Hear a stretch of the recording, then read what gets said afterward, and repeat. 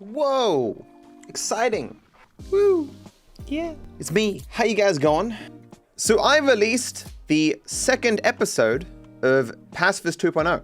So it was surprisingly quite a long time between the first episode of Pacifist 2.0 and the second. The first episode came out July 12th and the next one came out August 29th. That's like a month and a half, right? And the reason for that is just everyone who's even tangentially involved in making Pacifist went on vacation at some point. Will helps me record footage because he's the best with a Rockstar editor. And he went on vacation. Martin helps me with the editing. He went on vacation. I, of course, do all the voiceover work and the basic draft and write all the jokes and stuff and record footage myself. And I went on vacation and it just delayed the thing entirely. With that being said, while the episode's only been out for 11 hours, it is unsurprisingly not doing as well as the first episode. Okay, so the first episode got 160,000 views in the first 24 hours. And at 10 hours, it had 180,000 views. Well, the new episode at 10 hours has 86,000. So it's like half, less than half. And you can see here this little boost. It's this little boost in the first episode because people are like, oh, there's Pacifist 2.0 is back. Sick, because they realized from the second episode. In general, whenever I start a series, I want the first episode to be orders and above my average for a video because I know the second episode in that series is roughly going to get half the views of the first. Even with the first series of Pacifist, the first episode has, even after 6 years, 2.7 million views. And the second episode has 1.6 million views after 6 years. So like it's basically half even to this day. And the rest, you know, at least until like here, they're all half the first episode. And that's what I'm going to expect with the second season as well. So given that the first episode got, you know, 700,000 views in like a month, I expect the future episodes to get roughly 350,000, which is still good, but the return on investment in regards to time is not there. This is one of the few projects where 3 people are involved. So generally speaking, like I just divide the money between the other 2 people who are working on the video, at least for a time, like it's not infinitely. I do eventually get some money. Is there any behind the scenes stuff for this episode? We do have a reference to whether Simeon says hug me or hold me in this scene, one of the older memes for the stream. This is not my actual edit of putting Obi-Wan on this balcony from the first episode. Martin redid it, but just intentionally made it look scuffed in the same way that I did in the first episode. Because in the first, not the first episode, the first season. In the first season, it was a lot further away of a shot, and it was not keyframed very well because I was a worse editor 6 years ago. But the joke still works in the scene. I didn't like this scene where Franklin is invulnerable. I thought it might confuse people as to why he wasn't dying, but I didn't object to it, and I was just like, whatever, just leave it as is. There are jokes in this that I said to Martin, I don't understand. This is like one, I think. This obviously is a reference to Yakuza, which I didn't get immediately. I don't know what this is. This CJ thing. I'm not sure how many people recognize this picture, but this is the picture from my, I guess, grade 12 formal. Had a suit with a nice blue backdrop. My hairline was a bit better. Still not very good, but it's a bit better, you know? So there was obviously a lot of footage of Franklin falling off the bike in this episode, but trust me, there was more. There was like one arc where I went to get another bike that was removed just so we didn't have as many of Franklin falling off. And when the episode was originally edited, it was like 17 minutes long. And I was like, look, Martin, we got a little bit too much, just a little bit too much of falling off the bike. So we need to dial that back a bit. But it was hard to keep in sufficient falling off and to keep all the jokes in as well as the funny falls off the bike. I found this hilarious. So I wrote this joke. So what will often happen is I'll write a joke and I'll record voice lines for the joke. And I'll be like, somehow compare the guard from Prologue Jaspers and Lamar. Like I might have, if I was editing it, have just put the pictures side by side or something. But I guess either Martin or Well was like, hey, we could just replace Michael with Jaspers and replace Jimmy with Lamar, and we could get that dialogue and it'd be very funny. It's very good stuff, right? It's often a lot that happens when you have multiple people working on a project. Someone has an idea and then the other person can like elevate it even better.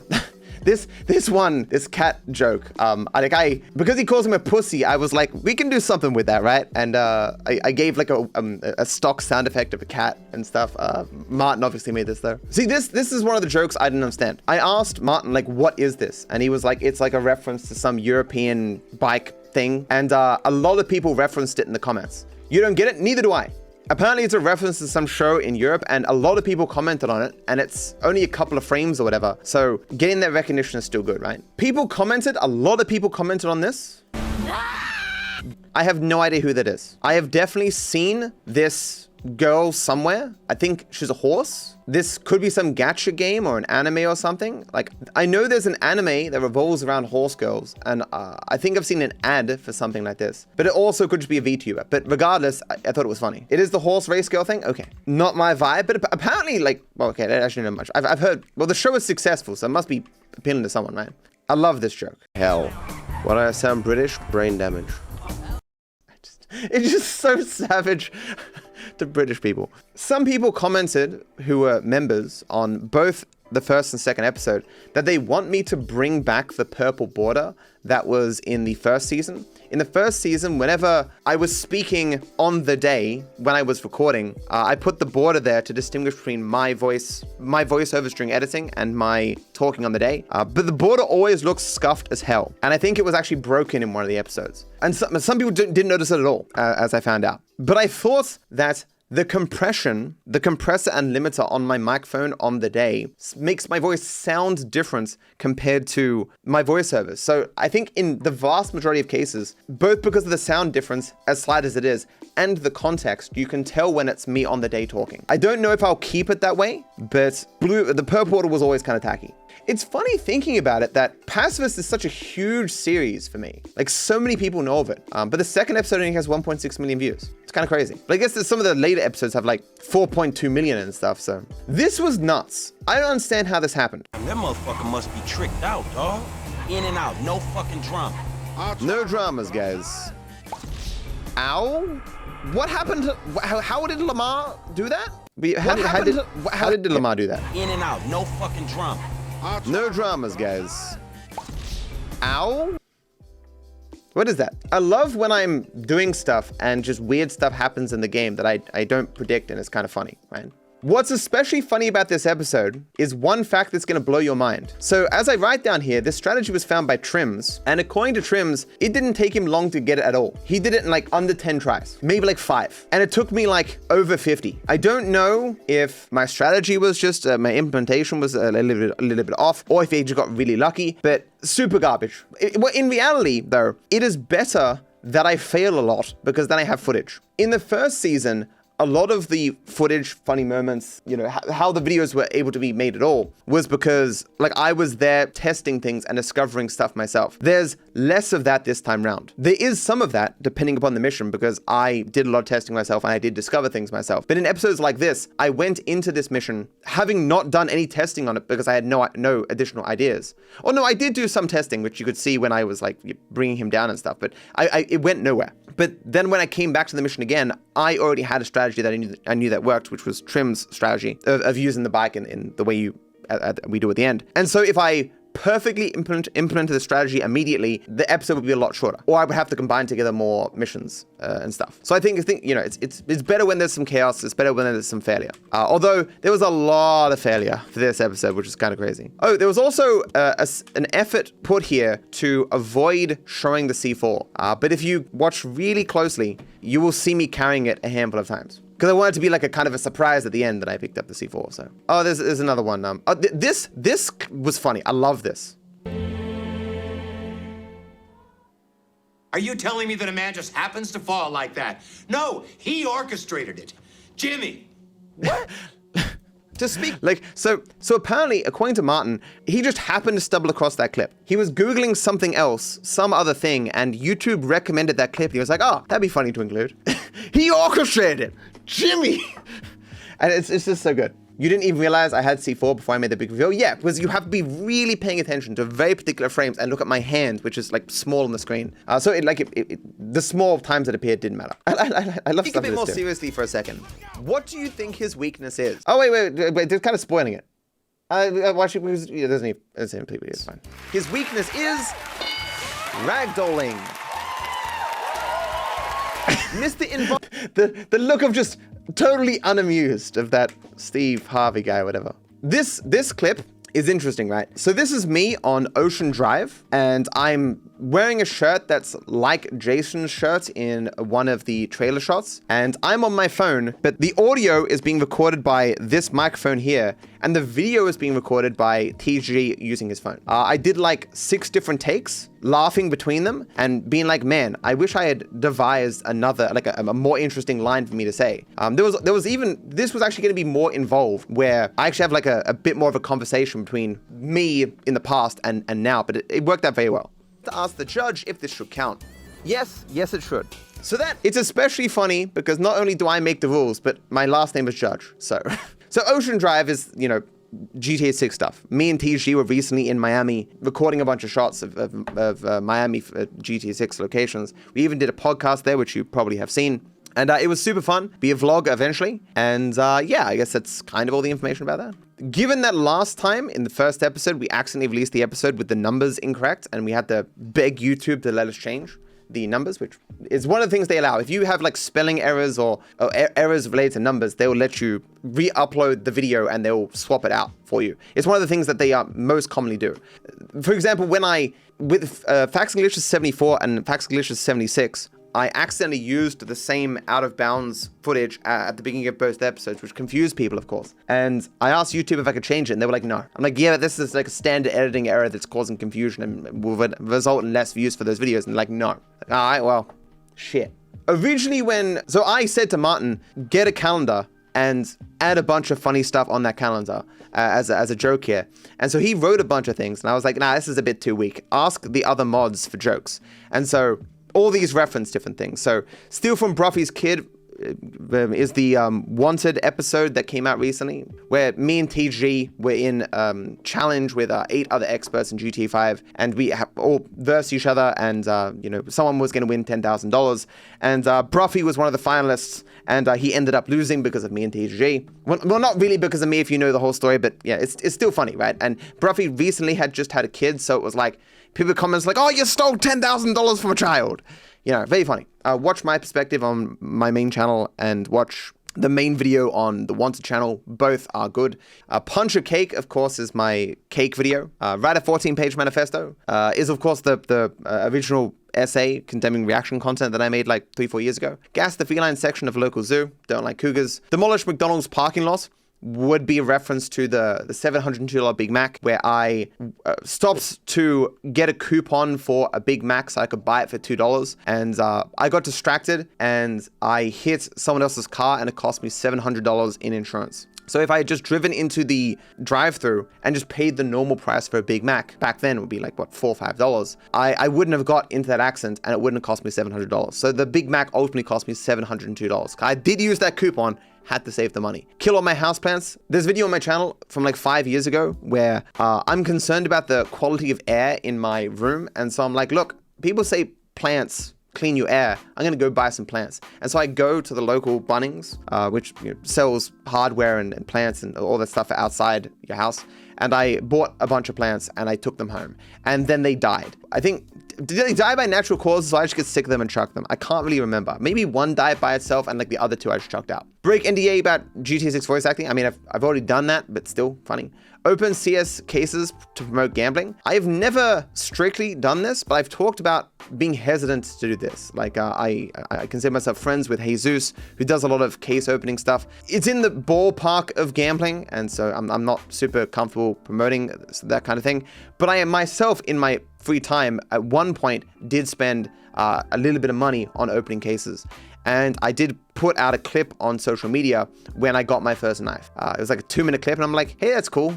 It was like not much reaction at all compared to all the CS people who open them all the time, and they're like, oh my god, I got a knife!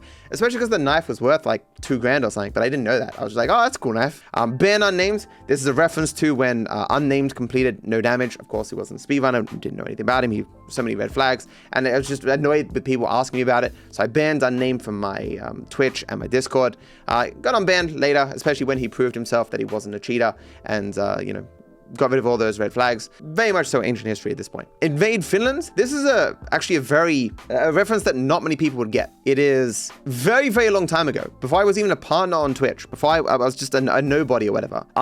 People used to write, like, you know, underneath their stream, like, you know, my name is blah, blah, blah. I come from blah, blah, blah. This is why I'm streaming. And you give all that information. And then they list goals. So like, get 500 followers, get 20 subscribers, open a YouTube channel, whatever it is. And I wrote a couple of goals and I'm like, I'm gonna write something random. I'm gonna invade Finland. And that just became a meme where, you know, people would ask me in chat, so when are we invading Finland? I'm like, oh man, you know, they can't tell you my plans. They'll hear about it, you know? When I eventually got more subscribers than I think Finland had, is that correct? Finland's population. No, so I'm still not there. So Finland has 5.6 million people and I don't have that many subscribers yet. When I have 5.7 million subscribers, I beat Finland, because obviously Finland will still get more people over time, then I'll invade Finland, guys. That's when it's gonna happen. Steal video ideas from NerdCubed. I have no idea what this one is referring to. It could be, like, I know that someone else, a long time ago, a creator, did a thing where they pushed Michael's blue yoga ball to a place. I didn't know about this. I independently had that idea, and then someone was like, oh, this is actually something like what this person did like 10 years ago. I think that's what that might be referring to. Announced retirement, which is a thing I've baited about a lot on Twitter. Like, I'm just like, guys, I'm thinking about, and there's a bunch of memes. If you look through my best of Twitter videos, a bunch will come up. And that is all the things, except that I again forgot to put Trims in the video. I did record the voiceover of me thanking Trims, but like I maybe just got cut for some reason, or it's cutting the floor, I'm not sure. But I will eventually thank him in one of these goddamn videos.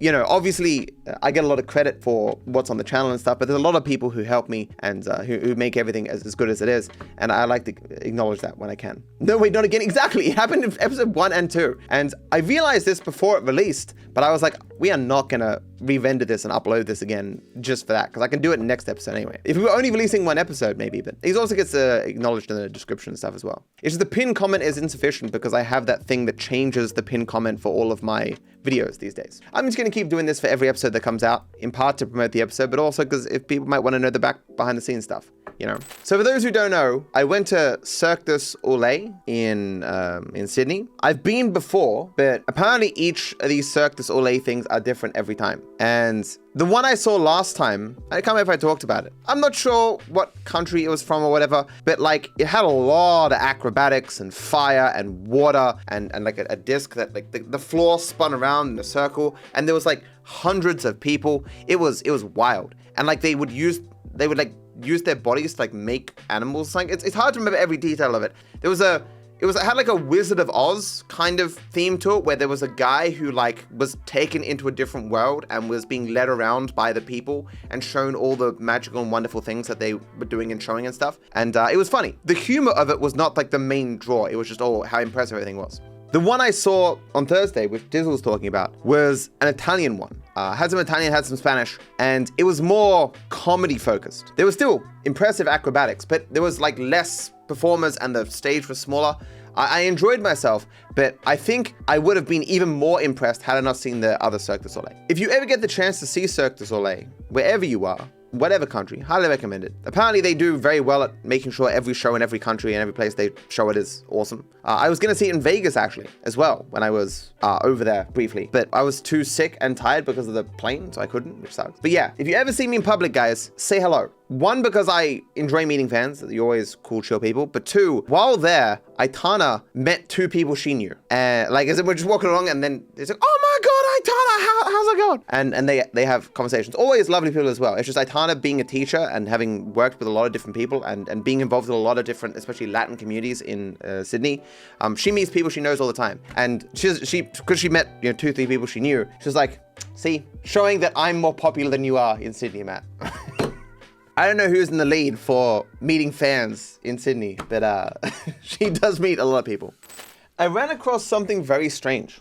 I say here on Twitter, anyone know what it is? Okay, I realize I've rearranged this and now it doesn't make a lot of sense, but whatever. Most stories I hear about me now are entirely fiction or barely tied to reality. Drama channels need content, lies have no cost, and simple negative stories sell best. So usually they barely register, but I've never heard of this before. They seem sincere. And so there's this comment I was featured in a video about Mind's Eye, and the top comment referenced me. So I read the thread, and this was in it from Unbroken Angel. As someone else who watches and enjoys his current content, there are legitimate reasons to dislike DarkViperAU. 1, the friendly Baron saga. And as like a lot of people said down here, who would dislike you over the unfriendly Baron saga? And the answer is when other channels cover this saga, they just make up shit. It's, as I referenced before, it's entirely fictional. Even the unnamed incidents, the stuff that I'm attributed to have done is entirely incorrect. For the first one, I wasn't in the wrong. For the second, I obviously was, but I apologize. And but in the ways that I was in the wrong are not the ways that people traditionally report. In part because they don't know any better, but also because they just lie. It's any nuance, evidence, corroboration of events that actually occurred, any research, any interviews, blah, blah, blah. All these things take time. And so drama channels do not want to do this because it just eats into their profits. But what was most interesting here is the third one, the Twitch Rivals controversy. What the fuck is this? What is this? Like usually when I read these comments from people who've been duped by these people who've just made up shit about me for money, I'm like, whatever, there's nothing I can do about that. Responding is a complete waste of time. I've got 50 things to do. But this truly befuddled me. Like Twitch Rivals, to my understanding, is, well, I barely know. It's Twitch holds events and they invite a bunch of creators to them, right? And so I think sometimes they play games. Sometimes there's actually like real life events. Actually, I don't even know. And so I was so confused. I'm like, I have to ask people about this, right? Have other people heard of this? They continue here. Any of these three, possibly more, are fine reasons to be put off by him. But I think the person he is now is a lot better than the person he was, now that he more or less has his niche. I know what the fuck that means. I've seen before where, I think I talked about it once in Rambles, where I saw a person on Reddit say, I don't know anything about this DarkViper guy, but I Googled and here's all the negative things I found. And they were all false, right? This sounds like AI, maybe. That the person just said, hey, what are 3 legitimate reasons to dislike DarkViperAU? But when it comes to niche topics or like lesser spoken on things or what have you, AI knows nothing. It just makes up shit. It just hallucinates. But when I asked AI about this, it couldn't find any evidence or information either. Have you seen this this GIF? When someone asks you how you're feeling and you're an engineering student. I feel like shit and I'm very depressed. Love it. For those who don't know, there's now a DarkViperAU GIF section here. And it's just, as you can see, a bunch of lovely GIFs. And then this Twitter one, which is there for some reason. Can I find the thing? The reason we made this is because I've had Excalibur and I think Knees post a bunch of GIFs of me, ones that people traditionally used in some social medias to all social medias, through the major GIFing websites, whatever the fuck, that sounds so weird to say out loud. So like, see, there's 72 GIFs and stickers uploaded, and they've gotten 130,000 views, which is probably not a hugely significant thing in the grand scheme of things, but just like, why not? Hi! Getting to the end of a Viper Rambles episode proves that you like me and my work far more than the average person. Given that, it's possible that you might find value in becoming a YouTube member. Members get early access to all my videos, including Rambles, as well as access to my growing library of re-uploaded deleted videos, 5% off my merch, and the ability to leave comments and feedback before public release, which is incredibly helpful for me and my team. You also get a cute badge next to your name, so I can easily identify you in my comment section and live stream chats, and you can also use all my cute emotes everywhere on the channel. Lastly, after 3 months of being a member, you can submit on my Discord to join my GTA Online crew. Thanks for the consideration, I hope you enjoyed the episode, and I hope you enjoy future ones as well.